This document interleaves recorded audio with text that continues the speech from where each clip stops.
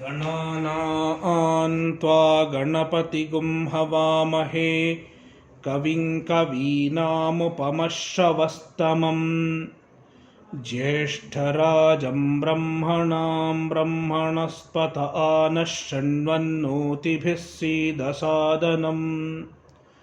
ॐ महागणपतये नमः।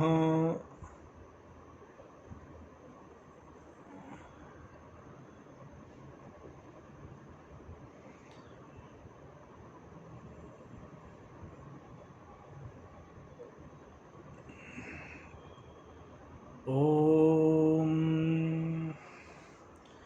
शुक्लाम्बरधरं विष्णुं शशिवर्णं चतुर्भुजं प्रसन्नवदनं ध्यायेत् सर्वविघ्नोपशान्तये। सरस्वती नमस्तुभ्यं वरदे कामरूपिणि विद्यारम्भं करिष्यामि सिद्धिर्भवतु मे सदा। सदाशिवसमारम्भां शङ्कराचार्यमध्यमाम् अस्मदाचार्यपर्यन्तां वन्दे गुरुपरम्पराम्। श्रुतिस्मृतिपुराणानाम् आलयं करुणालयं नमामि भगवत्पादं शङ्करं लोकशङ्करम्। शङ्करं शङ्कराचार्यं केशवं बादरायणं सूत्रभाष्यकृतौ वन्दे भगवन्तौ पुनः पुनः। ईश्वरो गुरुरात्मेति मूर्तिभेदविभागिने व्योमवद्व्याप्तदेहाय दक्षिणामूर्तये नमः।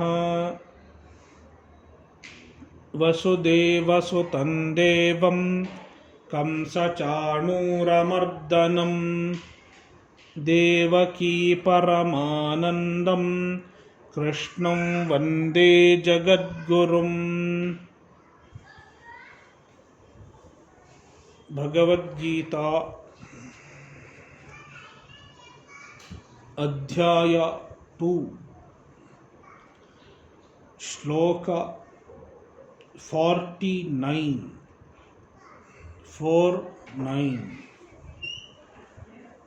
I will chant, you can repeat as I chant.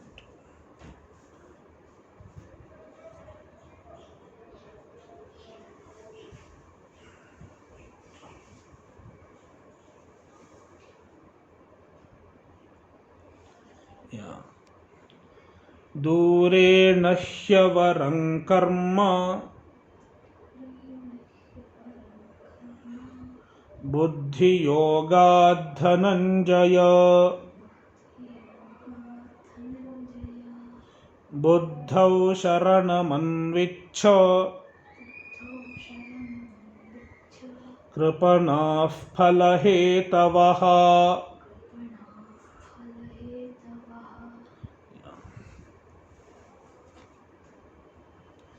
कर्म, action. Actions can be done with the two types of attitudes.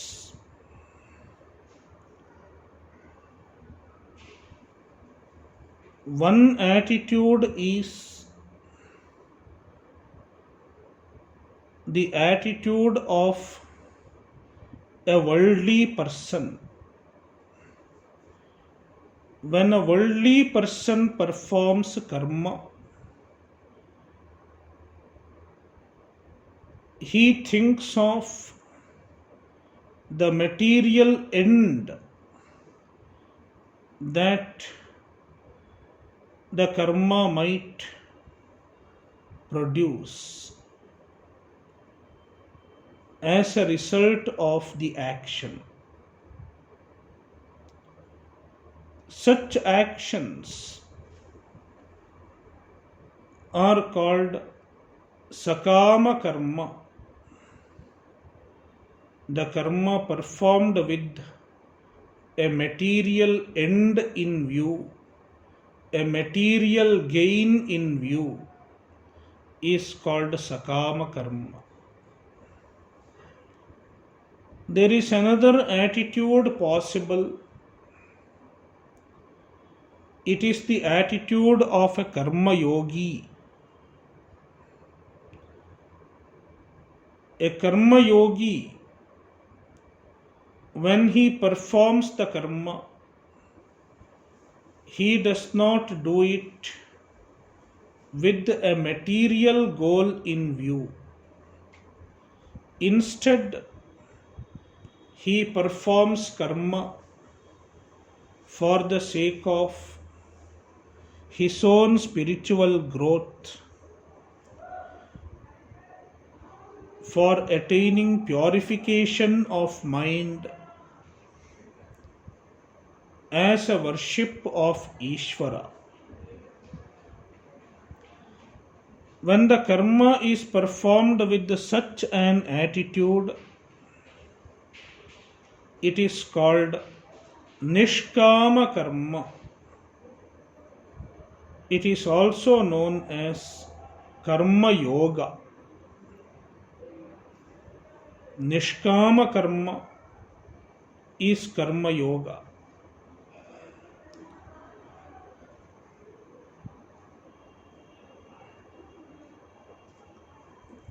Bhagavan compares the karma yoga, karma performed with the proper attitude, karma performed with the attitude of a karma yogi, which is called nishkama karma. It is compared to sakama karma.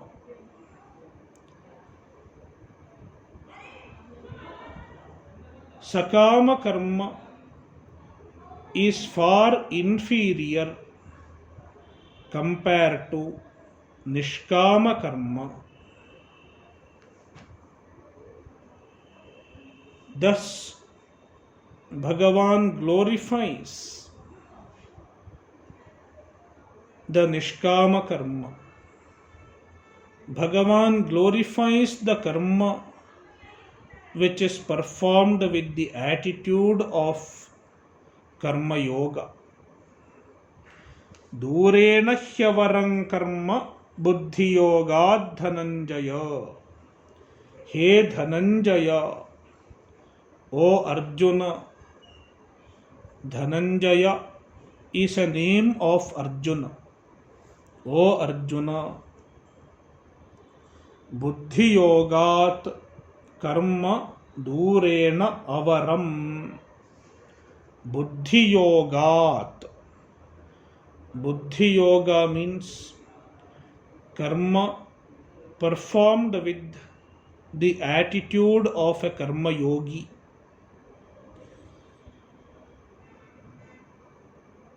The attitude of a karma yogi was described in the previous shloka. The karma performed with the attitude of a karma yogi is called buddhi yoga, which is nishkama karma. Compared to buddhi yoga, karma is far inferior. Sakama karma is far inferior. Durena avaram means very inferior.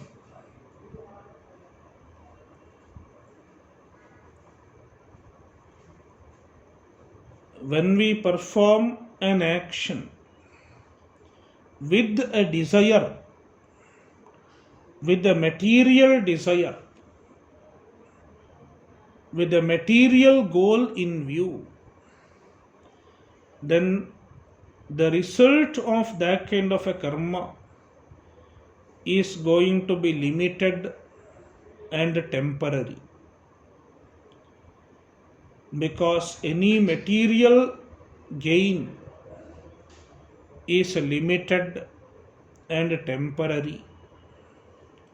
Whereas when we perform karma yoga, the result of karma yoga, which is in the form of spiritual progress,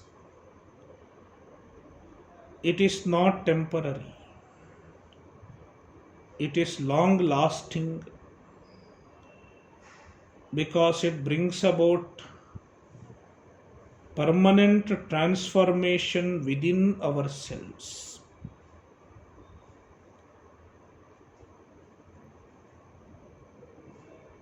And in due course of time, the karma yoga leads a person to moksha, and the moksha, the result of karma yoga in the form of moksha, is infinite in nature, is boundless in nature, which was described by Bhagavan himself in Shloka 46. Yavanartha udapane sarvatas samplutodake tavan sarveshu vedeshu brahmanasya vijanataha. The karma yogi, he receives the result in the form of moksha, which is like a boundless ocean of happiness. Whereas one who performs sakama karma, the result that he gets is comparable to a small water body. A small water body is inferior compared to the boundless ocean. Likewise, sakama karma is inferior in front of nishkama karma. Therefore, Bhagavan suggests Arjuna, Bhagavan instructs Arjuna, Buddhau Sharanamanvichha, take refuge in karma yoga.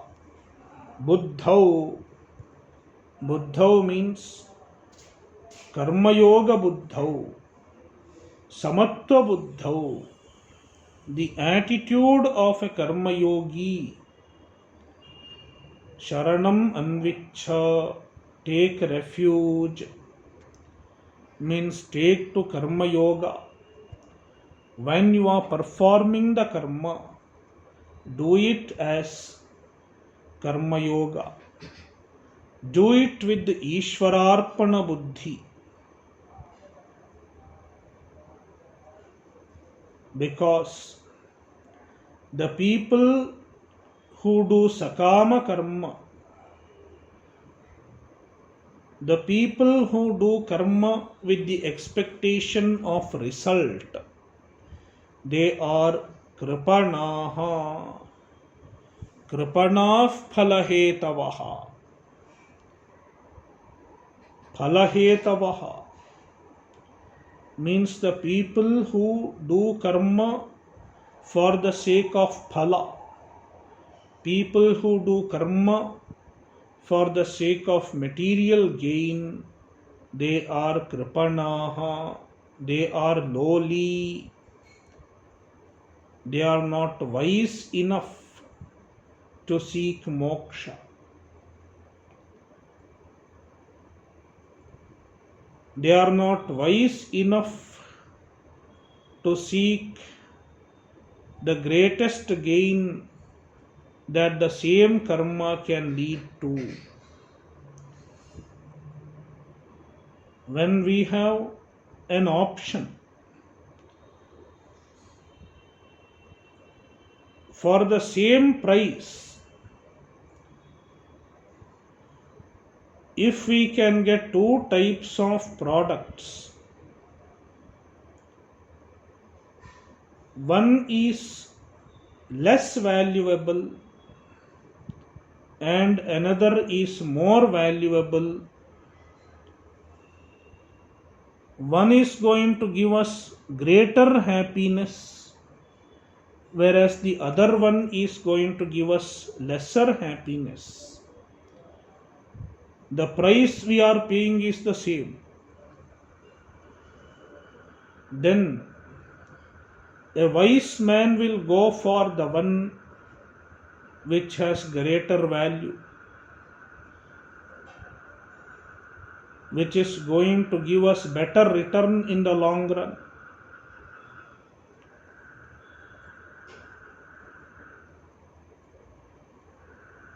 Therefore, the person who chooses karma yoga, the person who performs the karma yoga, as well as another person who performs sakama karma, their effort is same. There won't be much difference in the effort. Karma yogi will be performing the same amount of karma, and one who performs sakama karma will be performing the same amount of karma. But what makes the difference? It is in the attitude. One performs the karma for material end in view, then he gets very limited result, temporary result, whereas another person is going to get the infinite result by the same amount of karma. Therefore, one who performs karma yoga, he is wiser man, and the one who does not perform the karma with the attitude of karma yoga, he is kripanaha, he is unwise and lowly.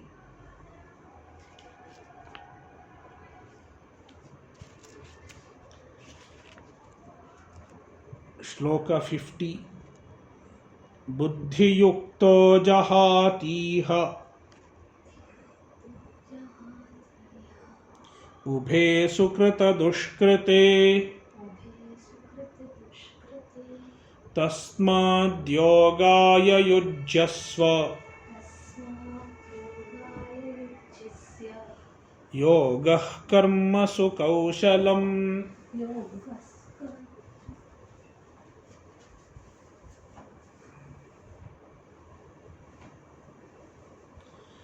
So, how karma yoga is superior in terms of its result, Bhagavan is explaining.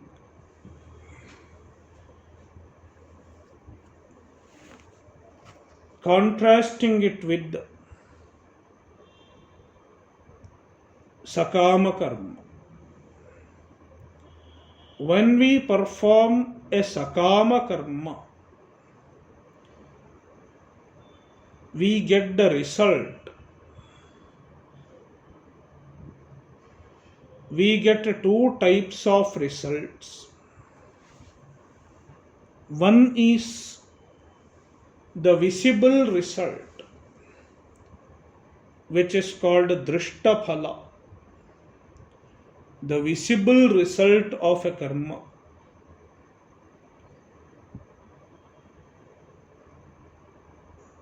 For example, if you cook a meal, you see the visible result. The food is in front of you, and you can eat it and appease your hunger. It is the visible result. Then there is invisible result of a karma. The invisible result is called adrishta. Adrishta means it is not visible, it is not seen. The adrishta phala, The invisible result of a karma are of two types. One is called punya, which is also called sukritam. Punya is also called sukritam, a virtuous result.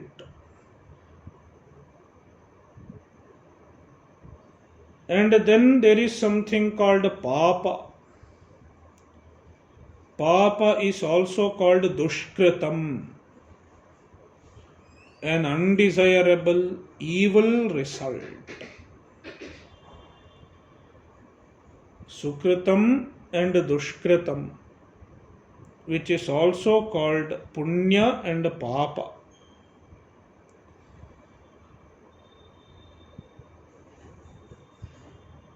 The punya and papa, both of them accumulate in our account of karma, in the invisible account of karma. And then in due course of time, punya and papa fructify. When the punya fructifies, we get some material pleasure that are temporary.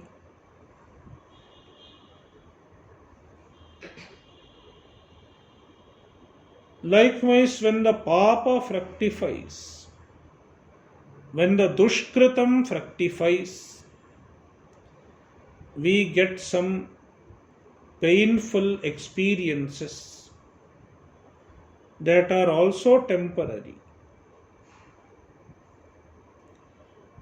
Now, both punya and papa, both are binding in nature if we analyze them properly. Prima facie, the punya appears to be desirable. People think we want punya. Definitely it is desirable compared to papa. But when you analyze properly, even the punya, which leads to some material gains, which leads to some material pleasure, temporary material pleasure, even that is binding in nature. Because the temporary material pleasure, when it disappears from us, it leaves us disappointed, it leaves us miserable.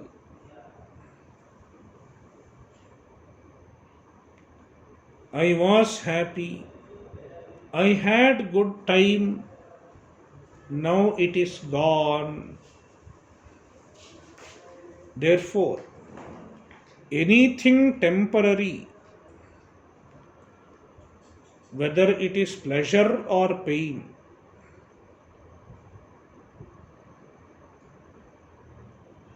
on proper analysis, we understand that it is not something that we have to seek for. It is not something that we should strive for. In the long run, both pleasure and pain bind us and make us samsaris.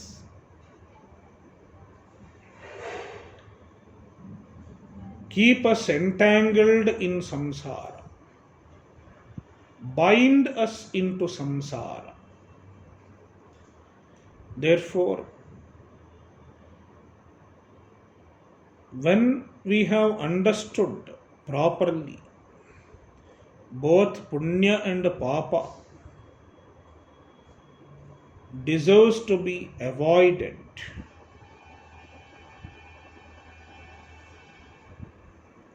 how to avoid them?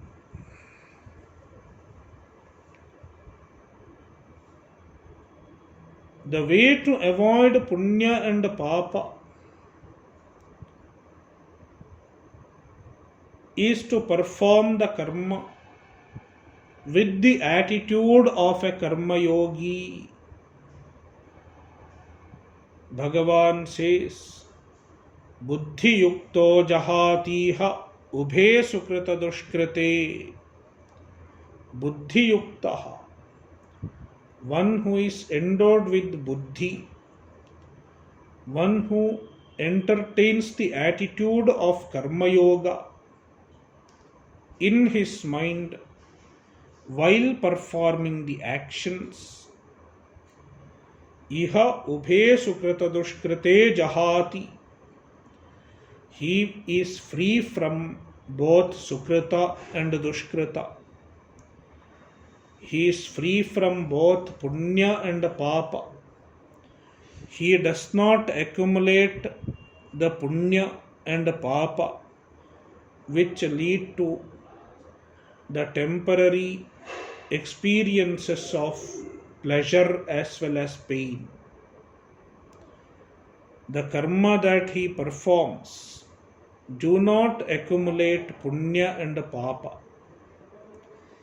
that are binding in nature. Instead, the same karma which would have otherwise produced punya and papa now becomes a means for freedom, becomes a means for liberation by bringing about spiritual progress, by bringing about spiritual maturity. Therefore, Bhagavan tells Arjuna, Tasmad yogaya yujyasva. Tasmat, therefore, since karma yoga is a means to be free from the bondage of karma itself, yogaya yujyasva, engage yourself in karma yoga. Take up the attitude of a karma yogi. Cultivate the attitude of a karma yogi. Yoga karmasu kaushalam. Yoga karmasu kaushalam. This is a very wonderful statement that we find in Bhagavad Gita. Yoga karmasu kaushalam. This statement has to be understood properly. Generally, people translate it as yoga is skill in doing work. If you do your work properly, skillfully, it is called yoga. But it is not so. One may do the work properly. One may have very good skill in some activity. Yet, it may not be yoga. It may not become karma yoga. Therefore, the statement should be understood properly. What Krishna means to say.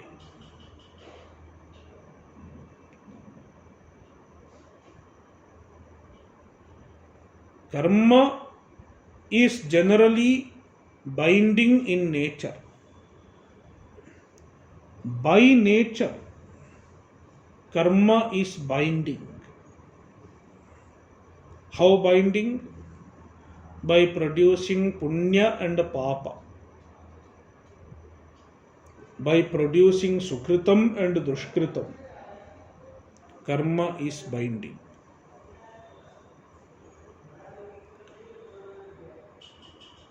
Now, to be free from the bondage of karma, what we should do? Somebody might think you don't do anything. Don't do punya also. Don't do the proper karmas which which lead to punya. Then you will not get punya. And don't do papa also. That means you sit quiet. Then you are avoiding both sukritam and dushkritam. If you don't do anything, this seems to be a proper logical solution. But the problem is, human beings cannot sit without doing anything. Even if you think you will not do anything, you are forced to do something or the other. If we stop doing some good action, we will end up doing the wrong action. This person was doing puja every day in the morning and evening. He was performing puja for 1 hour with all mantras, all paraphernalia, everything. He was doing regular puja. Then he came across some spiritual master, modern spiritual master. And the modern spiritual master taught him all these puja, mantra, rituals. It is all useless. You have to learn not to do any of these things and just sit quiet. Then you will get moksha. Then you will get peace of mind. That is how the modern spiritual master taught this person. And the very following day he stopped doing his puja because the great spiritual master has taught him so. He stopped doing puja. So he saved 1 hour in the morning and 1 hour in the evening in his daily schedule. Then what happens? The time that he was spending in doing puja, he has to spend that time. How will he spend that time? He started putting on the television, morning 1 hour serial, evening 1 hour TV serial. That is how he started spending his morning and evening. So slowly his mind started becoming more and more restless. When he was performing the puja, the 1 hour was utilized properly. And it was not just a matter of 1 hour. Even that 1 hour spent gave him lot of purification of mind, gave him calmness of mind. He was progressing spiritually. But when he stopped doing it, he started becoming more and more restless. more and more extrovert.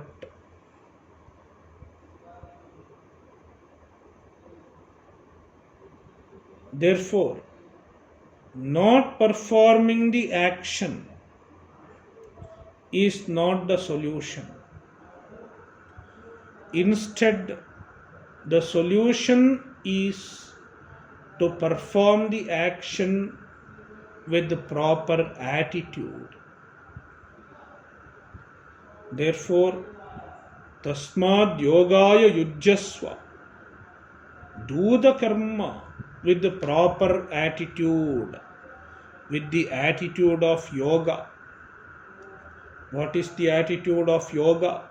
Already Bhagavan has mentioned in Sloka 48. Samatvam yoga uchyate. Yoga is the attitude of samatva, being equal in success and failure, accepting the result as the grace of Ishvara, whether it is a desirable outcome or whether it is an undesirable outcome, accepting it as the grace of Ishvara. So, when we have this kind of an attitude, the attitude of a karma yogi, then we convert the same karma, the binding karma, the karma which is otherwise binding in nature, becomes a liberating karma, and it is purely done with the attitude in performing the karma. Therefore, Bhagavan glorifies the attitude of a karma yogi as the wisdom in karma. Kaushalam means the wisdom in performing karma.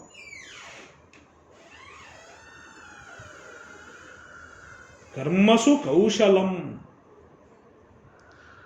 that is yogaha, the attitude of a karma yogi.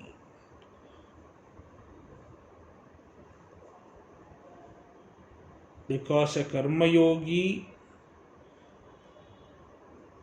transforms the karma which is binding in nature into a liberating action. When we put anything into water,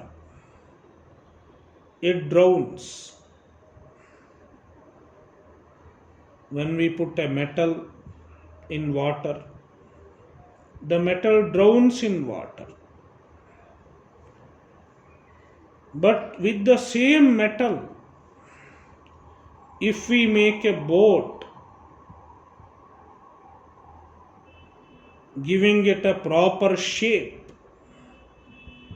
then the same metal, it does not sink. Instead of sinking, it becomes a means to sail on the water.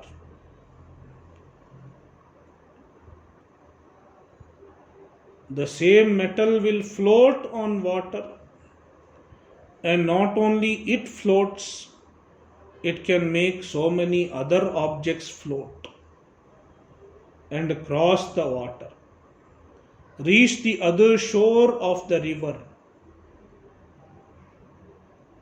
Likewise, karma, when it is performed with a material desire, it makes us sink in samsara by producing binding results. Whereas the same karma, when we perform with the proper attitude, instead of making us sink, it makes us rise up from the samsara. It elevates us and saves from the ocean of samsara, bringing about a chitta shuddhi, bringing about purification of mind. Therefore, yoga karmasu kaushalam, having the attitude of karma yoga is a kaushalam, is a wisdom while performing karma. Shloka 51. Karmajam buddhi yuktahi phalam tyaktva manishinaha janma bandha vinirmuktaha padam gacchantya-namayam.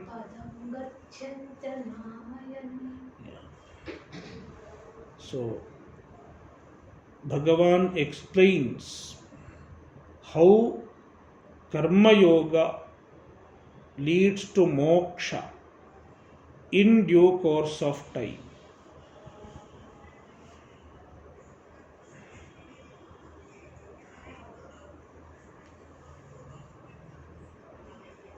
Buddhi yuktaha,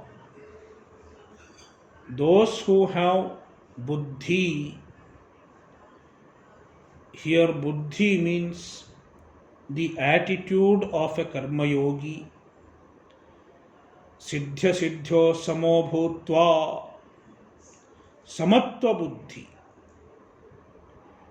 taking success and failure as equal, taking all situations in life, taking all experiences in life as the grace of Ishvara.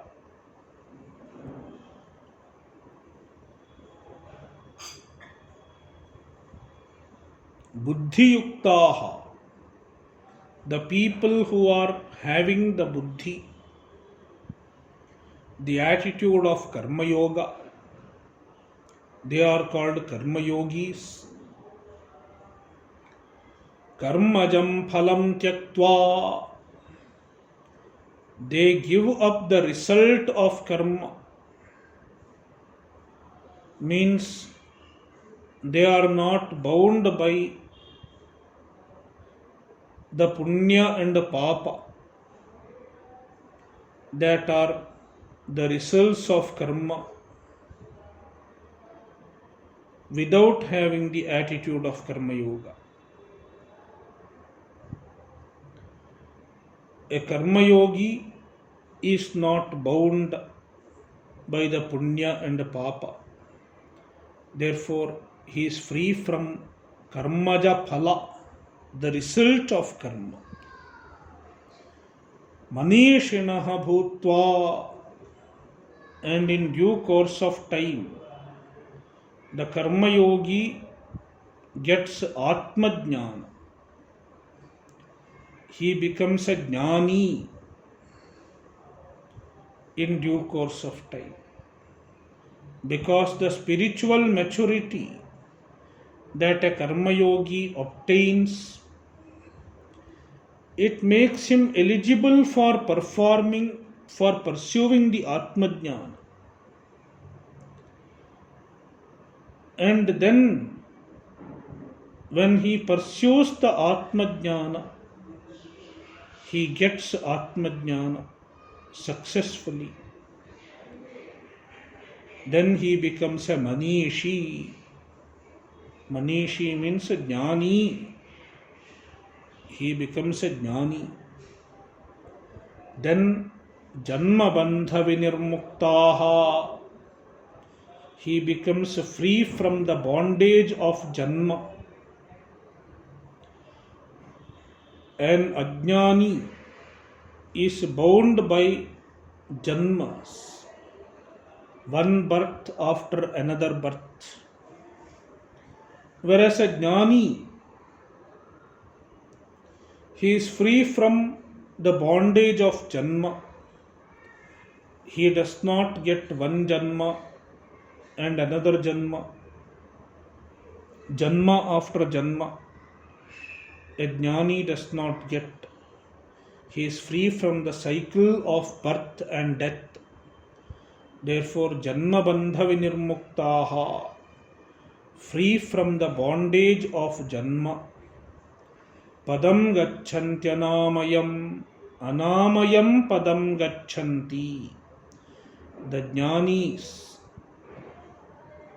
they attain the pada, the goal of life, which is anamayam, which is free from all pain, free from the affliction of samsara, free from the agony of samsara. Means they attain moksha. Therefore, in due course of time, karma yoga leads to moksha.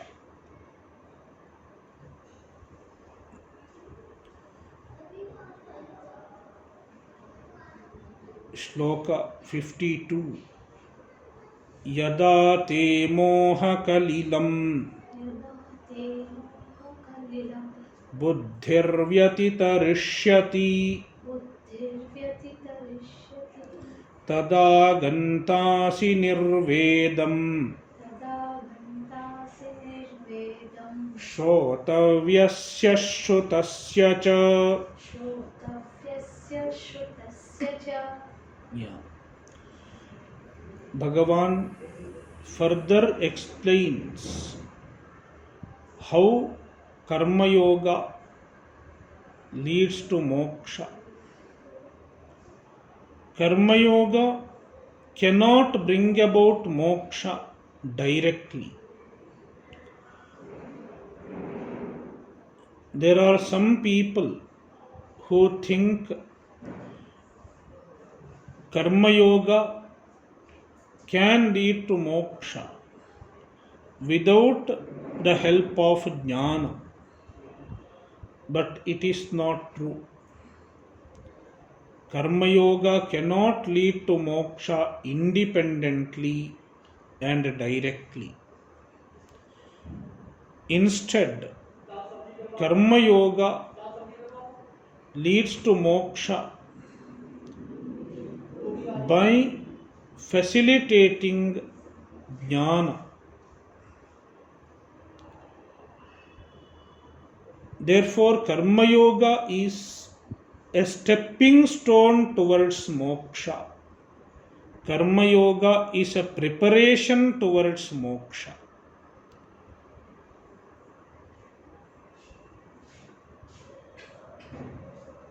Therefore, Bhagavan says, karma yoga prepares a person for pursuing Atmajnana.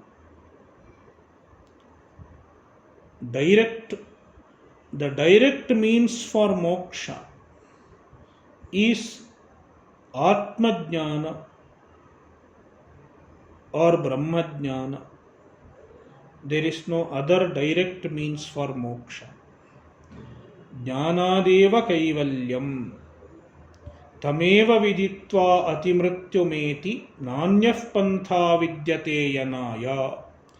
We have so many Shruti Vakyas, so many statements in the Shastras that clearly state that Jnana alone gives moksha.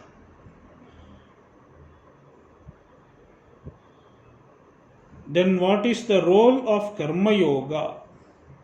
It prepares you for Jnana.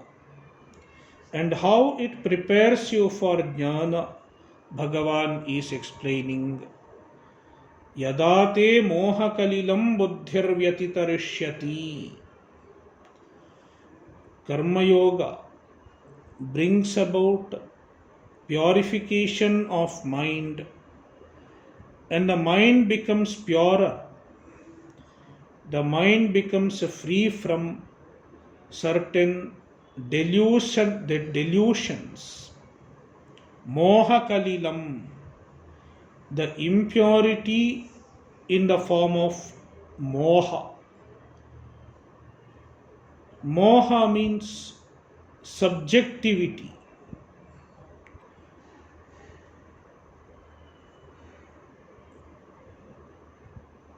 The natural tendency of our mind is to have subjective ideas. Too much of subjectivity. Instead of seeing the world as it is, our mind keeps fancying about the world.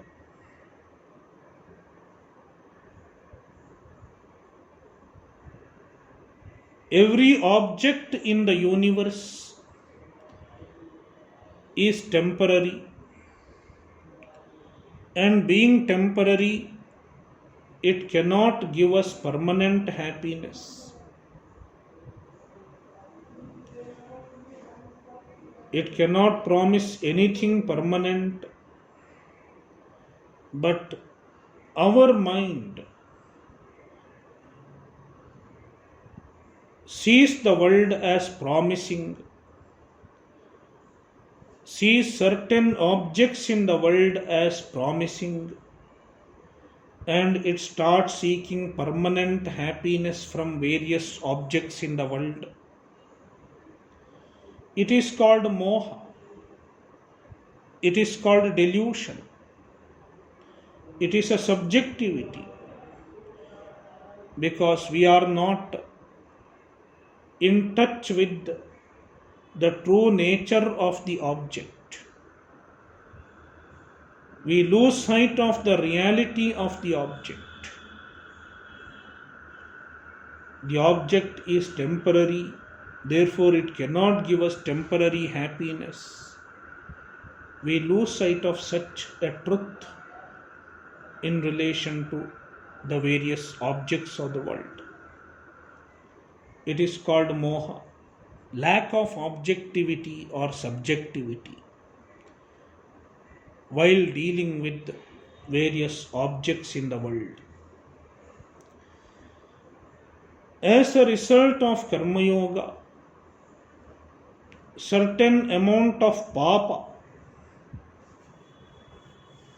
gets destroyed, certain amount of impurities in the mind gets destroyed, then we have a more objective perspective of the world. We start thinking more objectively.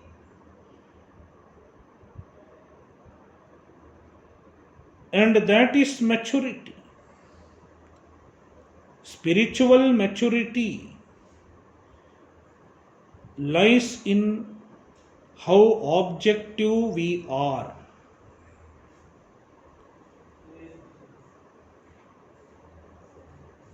While thinking about the objects in the world.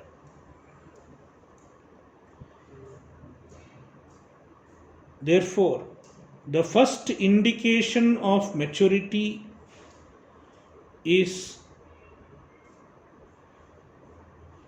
reduction in subjectivity and cultivating greater extent of objectivity.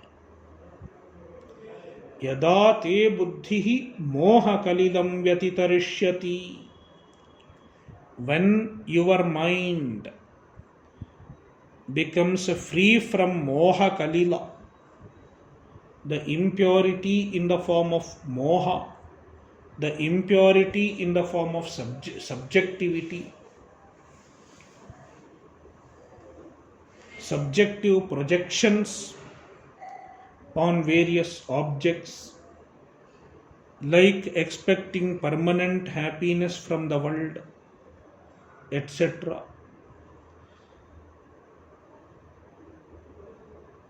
Tada gantasi nirvedam shrotavyasya shrutasya cha.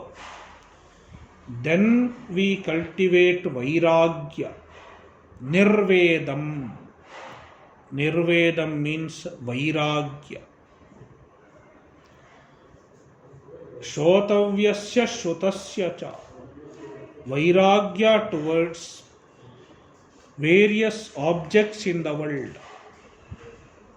Certain objects that we already know, Shruta, and certain objects that we have not known yet, which is called Shrotavya.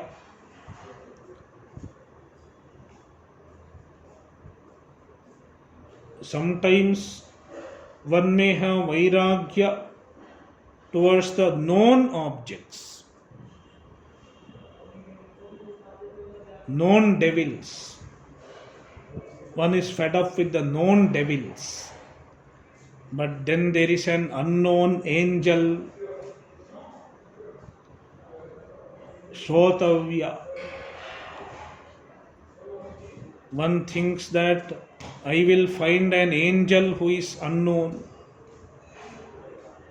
That is not, that kind of Vairagya is not enough. One should have Vairagya towards both known and unknown objects, with the understanding that whether the object is known or whether it is unknown, every object in the world is temporary, and being temporary, it cannot promise anything permanent. Therefore, it is not worth pursuing the objects in the world. Instead, let me pursue the one that is eternal, and that is Atma, that is Paramatma. This maturity, with the lack of interest in pursuing the objects in the world, it is called Vairagya. Tada Shrotavyasya Shrutasya cha Nirvedam Gantasi. Then you get Nirveda, Vairagya, towards both known and unknown objects in the world. And this is the indication of Chitta Shuddhi, indication of pure mind, that is accomplished by means of Karma Yoga. And Karma Yoga culminates in generating Vairagya. And when there is Vairagya, adequate Vairagya, one can successfully pursue the self-knowledge, the Atmajnana.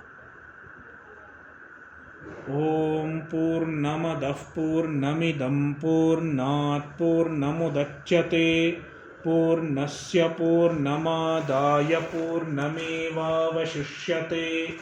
Om Shanti Shanti Shanti. Harihi Om Shri Gurubhyo Namaha. Harihi Om.